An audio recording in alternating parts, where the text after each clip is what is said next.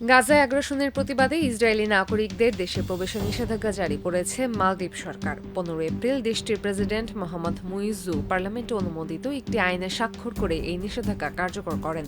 রাষ্ট্রধর্ম ইসলাম ও প্রায় 100% মুসলিম অধ্যুষিত দেশ মালদ্বীপ এই নিষেধাজ্ঞা কার্যকর করতে ইতোমধ্যে উপকমিটি গঠন করেছে। সেই সাথে ফিলিস্তিনিদের সহায়তার জন্য একটি তহবিল সংগ্রহ অভিযানও শুরু করেছে মুইজ্জু সরকার। 2023 সালে প্রায় 11,000 ইসরায়েলি মালদ্বীপ সফর করলেও 2024 সালের প্রথম 4 মাসে বিলাসবহুল এই পর্যটন গন্তব্যে সে সংখ্যা 88% কমে 528-এ নেমে এসেছে।